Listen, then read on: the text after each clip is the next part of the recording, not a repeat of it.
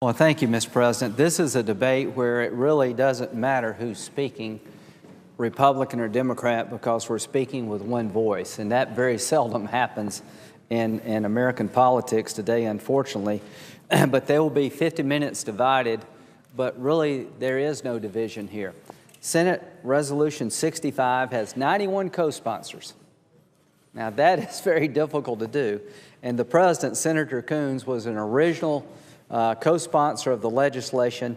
And what is Senate Resolution 65 all about? It's about the following.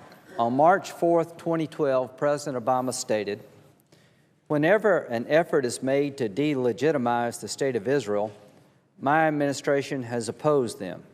So there should not be a shred of doubt by now. When the chips are down, I have Israel's back."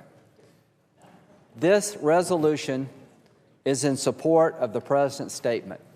When I heard that statement, it was music to my ears because the Iranian nuclear program, the efforts of the Iranians to develop a nuclear capability, marches on as I speak.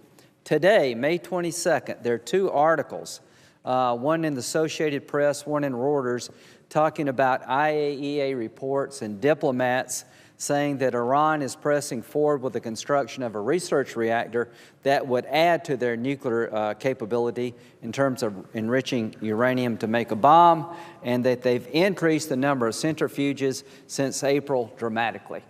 So we have been trying to sanction Iran, very successfully, I might add.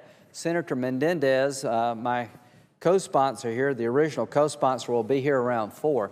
And as to Bob Menendez, there's no stronger supporter of the U.S.-Israel relationship than Bob, who's chairman of the Foreign Relations Committee. So we've worked on a resolution. And the guts of this resolution basically is as follows. It declares that the United States has a vital national interest in and an unbreakable commitment to ensuring the existence, survival, and security of the State of Israel. It reaffirms the United States' support for Israel's right to legitimate self-defense. And in the last paragraph, it's not an authorization to use force, but it says the following, that if Israel is compelled to take military action in self-defense, the United States will stand with Israel and provide diplomatic, military, and economic support in its defense of its territory, people, and existence. And the whole resolution is about Israel having to defend herself against a nuclear-capable Iran.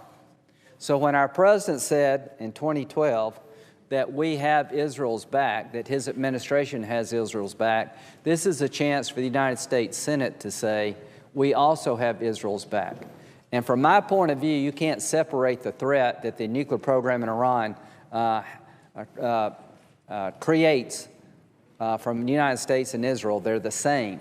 The same threat that Israel faces from nuclear-armed Iran, nuclear-capable Iran, we face as a nation.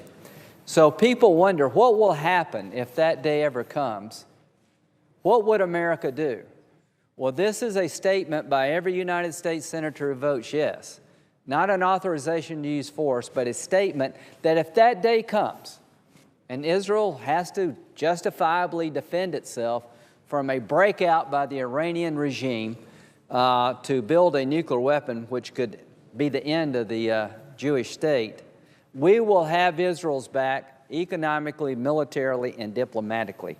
I cannot stress how important it is for that statement to be made by the United States Senate.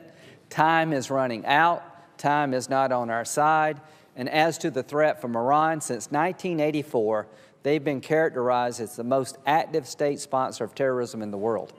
As we have sanctioned them to stop their nuclear ambitions, the amount of enriched uranium has grown. As we talk, they enrich.